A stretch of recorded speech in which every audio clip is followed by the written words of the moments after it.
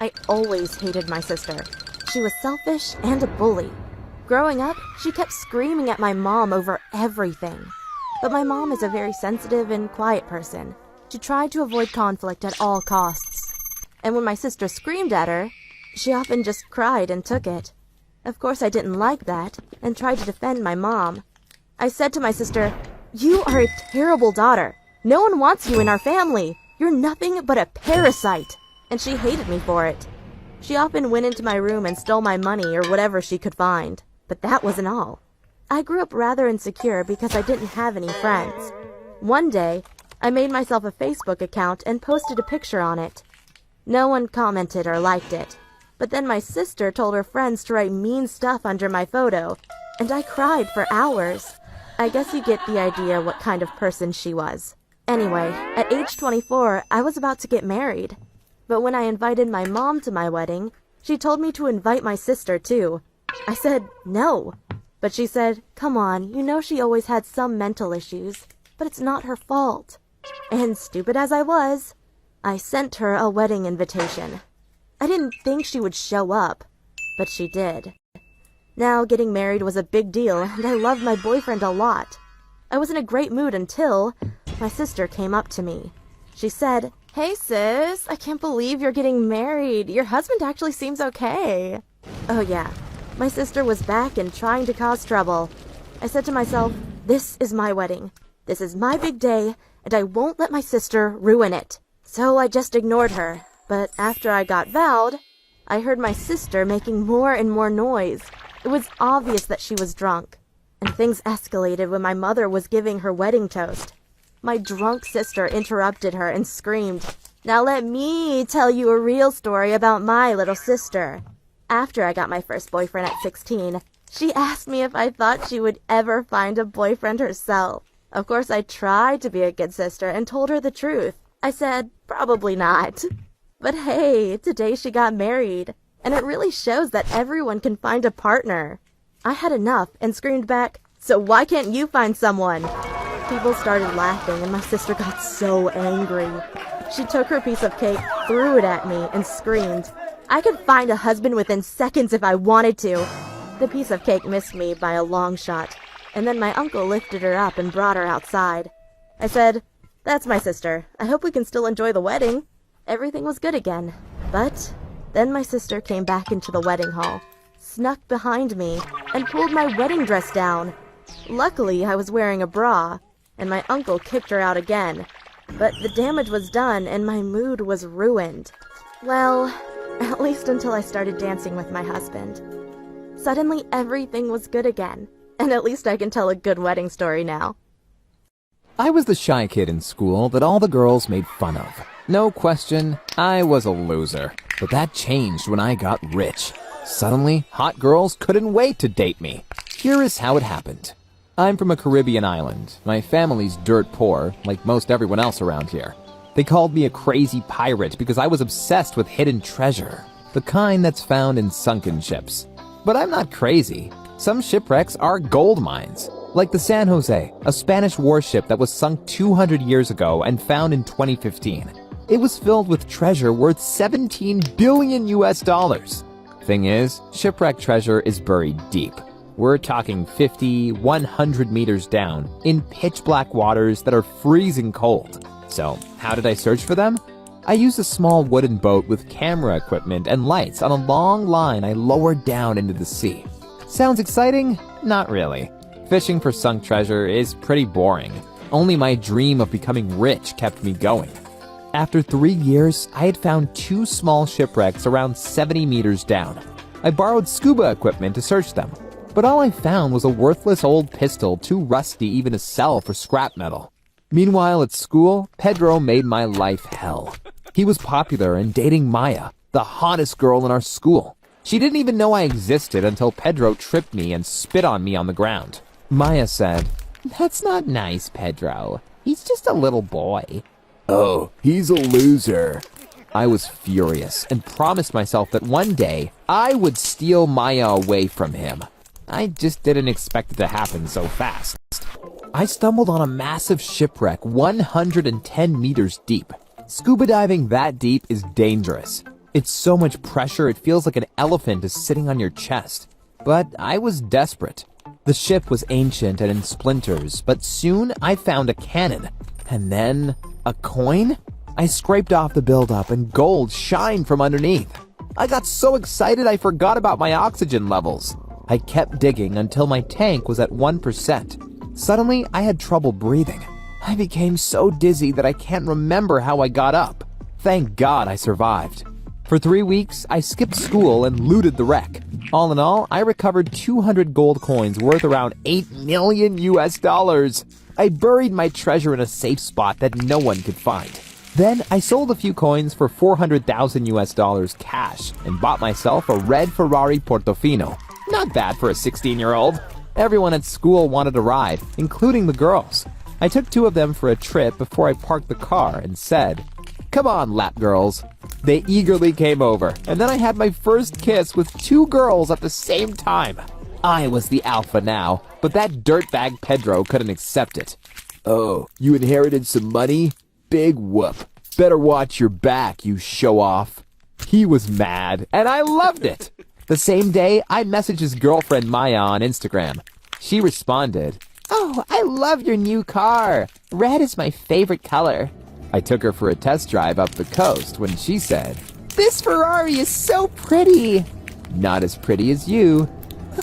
"Aw, thanks. You are so adorable."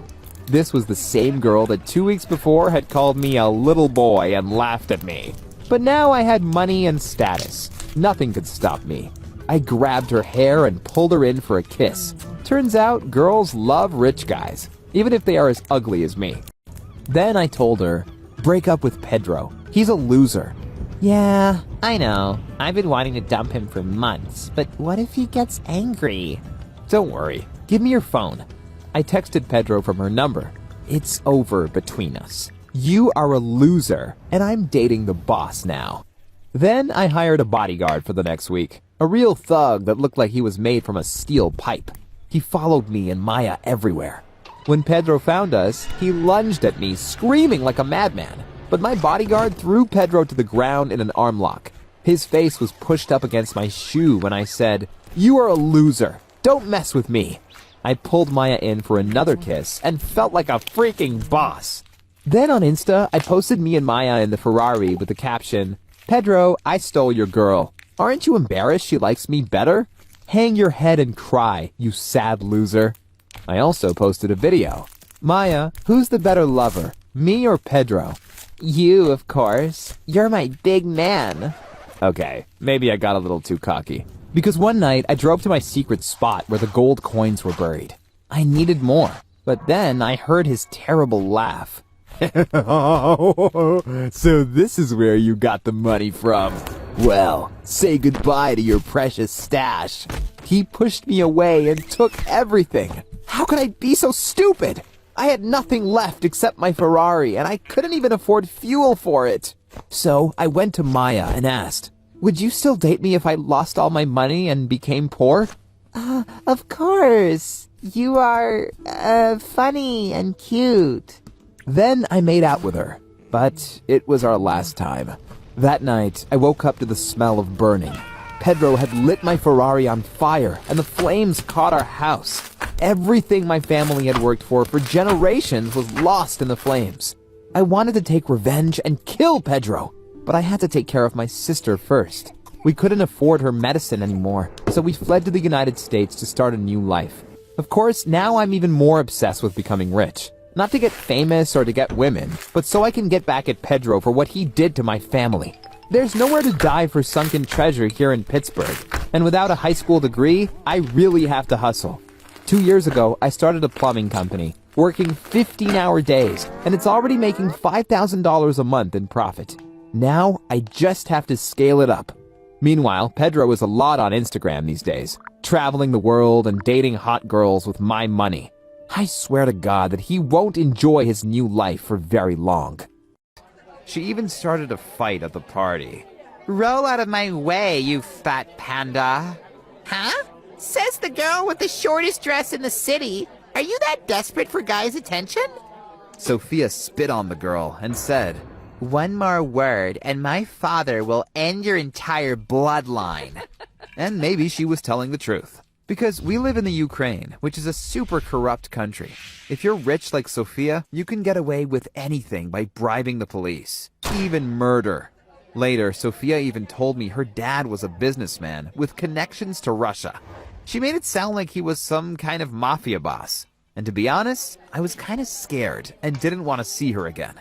But back at school, she acted like I was her boyfriend and said, If another girl makes fun of me, I want you to protect me and beat her up. I realized she was a complete sociopath, so I went out of my way to stay on her good side. Do you want to ace tomorrow's math exam? I broke into the teacher's room and stole a copy of the exam. That's cute, but don't bother. The principal and I are friends. I can text him right now and tell him to give you whatever grade you want. No problem. Huh. Maybe it wasn't so bad to have a rich and powerful girlfriend, even if she was a bit crazy. Sophia also let me drive her expensive cars and sometimes gave me stacks of money that I could spend on whatever I wanted. It was fun being rich, but it also changed me, because I became an even bigger jerk than before. I told Mr. Kozak, "This is what I think of your homework." Then I crumbled the paper and threw it at his head. I hoped he'd get angry and scream at me, but instead he looked like he was about to start crying. I guess being a teacher is quite a hard job. Suddenly, I felt bad, and I realized it wasn't cool to be mean. But Sophia wasn't on the same page. She told me, My teacher, Miss Popova, called me a useless brat today, in front of my whole class. So I called the principal and told him to fire her. "What? Miss Popova has 4 kids and no husband to support her. Do you want her to become homeless?" Oh, who cares? She deserves it. The following week, Miss Popova didn't come to school anymore. I felt so awful that I even apologized to Mr. Kozak for throwing a paper at him. Afterward, I broke up with Sophia, saying, "It's not going to work out between us. I don't belong into your rich world, and I never will." She stared at me for a while and said, Fine then. Go away. Finally, I had my freedom back. But when I got into a new relationship with my classmate, Yana, weird things started happening.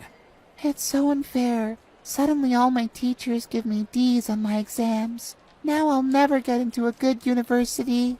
I had a suspicion and asked my ex-girlfriend Sophia if she had ordered the principal to give Yana bad grades.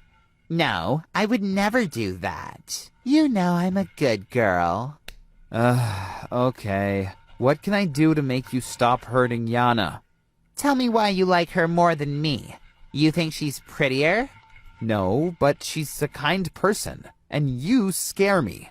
You dictate orders to our principal, and he executes them like a thug. Suddenly, she burst into tears, saying, "Just give me one more chance. I'll prove to you that I'm a good person." I didn't have a choice, so I agreed to get back with her. But first, I had to break up with Yana, and she didn't take it well. I knew it. You only said you loved me to get me into bed. I hope you die. I felt bad for breaking her heart, but that's life. Afterward, I met up with Sophia, who tried to be a good person, but couldn't pull it off. You can't even tie my shoes. How freaking stupid are you? And on our way to school, she said, I don't like those people sleeping on the streets. They always smell bad. "Oh, Sophia, just because you were born into wealth doesn't mean you are better than them." But Sophia didn't get it. Empathy just wasn't in her vocabulary. And then I met her father. During dinner, he kept staring at me like he wanted to kill me. Afterward, he even took me aside, saying, "If you hurt my daughter or upset her in any way, then the police will find your corpse in a dumpster." I politely responded, "Yes, sir." But now I knew for sure I had to get away from her. So I pretended I was depressed. Let's make out. Come on. "I don't feel like it. Let me sleep." I did that for 2 weeks, until she finally had enough and dumped me. It's over now, but I won't get a new girlfriend until I graduate high school. I'm just too worried that Sophia would ruin it again.